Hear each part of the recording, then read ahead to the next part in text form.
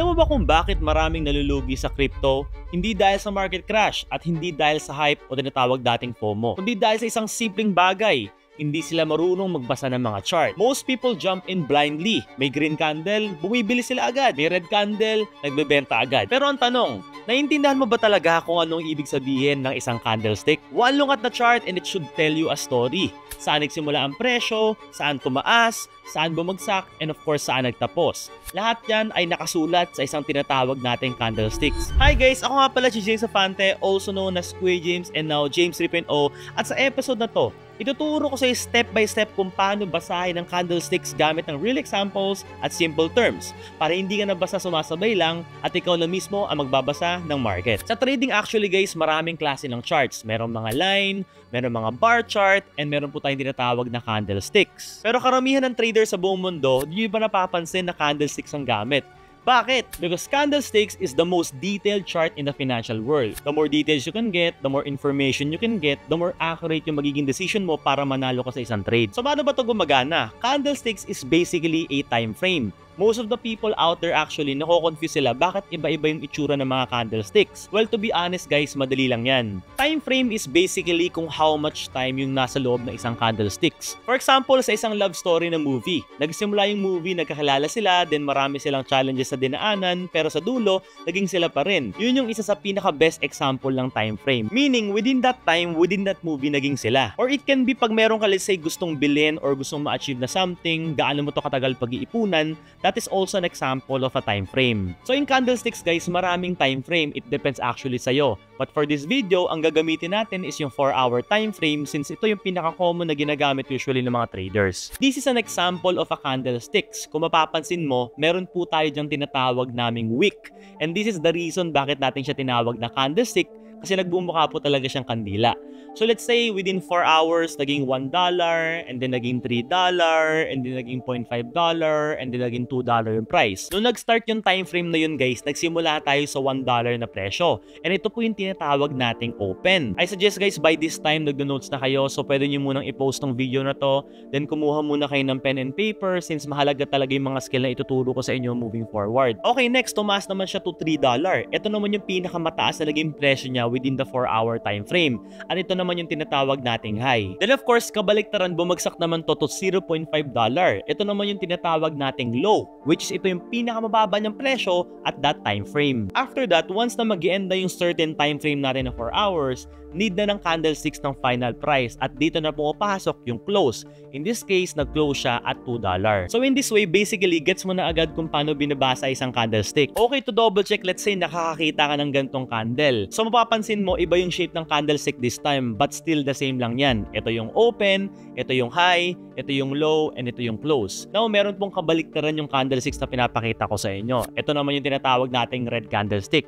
Kung may green, ito naman yung red. So, paano ito nag-work? Simple lang guys. Dito naman pag red, ito naman yung kabaliktaran ng green. Kung kanina dun sa green candles guys, nasa baba yung open. Dito naman guys, nasa taas yung open. Nagiging red ang candlesticks because mas mababa yung presyo niya compared sa previous candle. And nagiging green naman pag mas mataas sa previous candle. Now that you know how to read both green and red candlesticks, papakitaan naman kita ng iba't ibang uri ng candlesticks at kung ano yung mga message at mga signal nito. Kasi sa bawat candlesticks guys, merong kwento. Pero minsan, may mga candlesticks na merong gustong sabihin.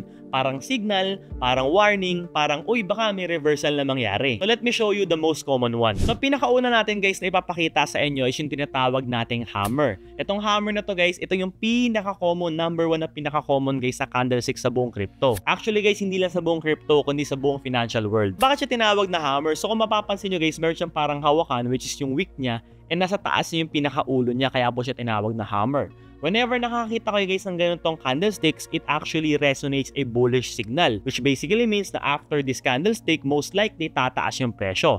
And meron naman tayong tinatawag na inverted hammer. Itong inverted hammer naman, once na bumaliktad yung hammer, nasa baba yung ulo niya at nasa taas yung hawakan, same goes guys, kabaliktaran po ng bullish, bearish naman po yung signal neto. For example guys, let's say ito guys, actual na tong chart na to. Meron tayong nakikitang hammer dito. So right after ng hammer na to guys, on the next candlesticks guys, tumaas na yung presyo. Nakakita naman tayo ng inverted hammer. After this candlesticks, papapansin niyo bumababa yung presyo.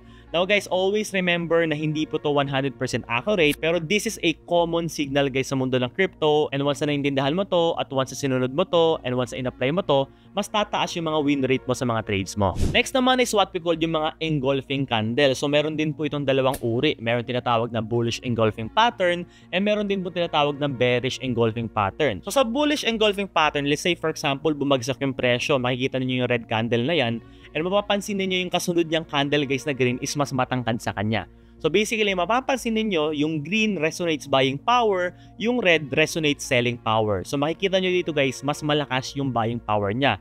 Which resonates guys na yung mga next na candle after neto is pataas yung presyo. Sa kabaliktaran naman guys, pag bearish engulfing pattern, mapapansin ninyo na yung red is mas dominant siya. Mas mahaba siya compared dun sa green candle, which resonates na babagsak yung presyo. So look at this chart guys, mapapansin ninyo guys, nakakita tayo in real life actual ng engulfing candle. So this time guys, nagpapakita siya ng bullish engulfing pattern. And guess what guys, dun sa mga susunod na candlesticks niya, tumaas yung presyo. And ito naman guys, let's say for example naman, bearish engulfing pattern. So makikita nyo dito yan, nakahanap na tayo, and yung mga next na candlesticks niya, bumagsak po siya. So again, once na ma-apply mo rin tong rule na to, mas tataas din po yung win rate mo sa mga trades mo. So next we have is Morningstar. Actually itong Morningstar guys, isa to sa pinaka-favorite ko kasi sobrang taas ng accuracy neto. And meaning pag mataas yung accuracy guys, mas mataas yung chances mo manalo sa mga trades. So kung mapapansin mo guys, meron ditong malaking red candle, ibig sabihin guys, sobrang laki ng binaba ng presyo. And yung kasunod nyo guys, mapapansin mo is meron siyang maliit na red candle, and ito na po yung tinatawag nating Morningstar.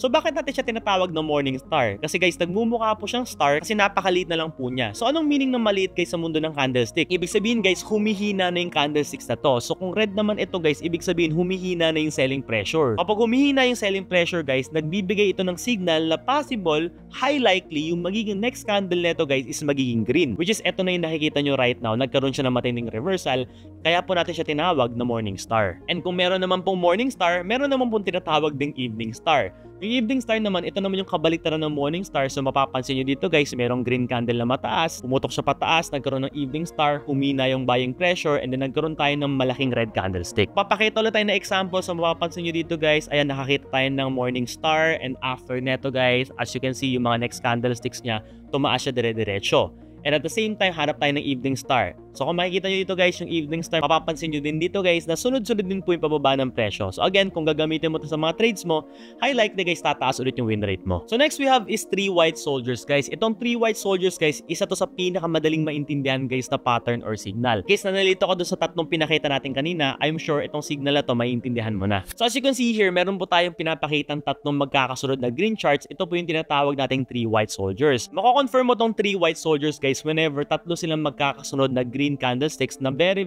similar yung size. Whenever makakita ka ng gantong uri ng mga candlesticks guys, this actually gives you a confirmation guys na pataas na po yung presyo. And on the other hand naman guys, pag nakakita ka naman ng tatlong red na magkakasunod-sunod, ito naman yung tinatawag natin 3 black crows. Pero ako guys, personally yung tawag ko na lang dito is 3 black soldier. Ito lang basically yung kabaliktaran ng 3 white soldier. So whenever makakita ka ng 3 black crows or 3 black soldier, this basically means guys na bababa po yung presyo. So kung mapapansin nyo guys dito guys, after itong 3 white soldiers guys, sumunod-sunod na po pataas na po yung presyo niya. So imagine mo kung naglong ka, ang laki na ng kinita mo. As you can see here, meron tayong nakita 3 black crows, 3 black soldiers. Yung mga sumunod na mga candlesticks po niya is pababa na po. Therefore, kung nag-short ka, kikita ka rin malaking pera. Now that you learned the most basic and the most common different candlesticks guys, I'm sure medyo ganado ka na guys mag-trade. Ganun talaga. Every time you learn, you will feel confident because mas nalalaman mo na kung ano yung mga dapat mong gawin. After mong matuto guys magbasa ng mga candlesticks, next naman na dapat mong matutunan is kung paano gumagana yung support, resistance, and yung mga patterns na ginagamit ng magagaling na trader sa buong mundo. In case naman na gusto mong sumubok na right now guys, kahit pa paano guys, you can actually trade with me in our community using the link I provided below. And you can actually create your account with OKX, our trusted crypto exchange. So kung wala ka pa guys exchange account, hindi ka pa nakakapag-trade ever since, ang kinagandahan guys dito sa OKX guys, all-in-one platform na to. So nandito na lahat ng kailangan mo.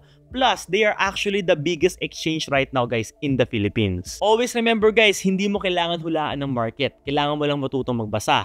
And that's actually what we are doing. Step by step, real knowledge, real results. Ang goal ko lang naman ay simple, maturuan ka mag-trade na may confidence, na may strategy at hindi hula-hula lang. Kasi once you learn how to read the market guys, ikaw na mismo ang gagalaw at hindi ka na basta-basta sumasabay lang. Hi guys, ako nga pala ulit si James Afante, also known as Kuya James and now James 3.0. At lagi mong tandaan, learn first, trade smarter, and move with confidence. Don't forget to like, follow, share, subscribe, and turn on the notification bell or comment any question you have in mind na pwede nating sagutin sa mga next videos. And kung sakali guys, wala ka pang community guys, gusto mo mag-trade, gusto mo makakuha ng validation guys, you can join James 3.0 community guys for free, link in the description below. And kung wala ka pang exchange account guys, go gumawa na kayo ng account with OKX, link in the description below as well. So yun lang, see you in the next episode guys, peace!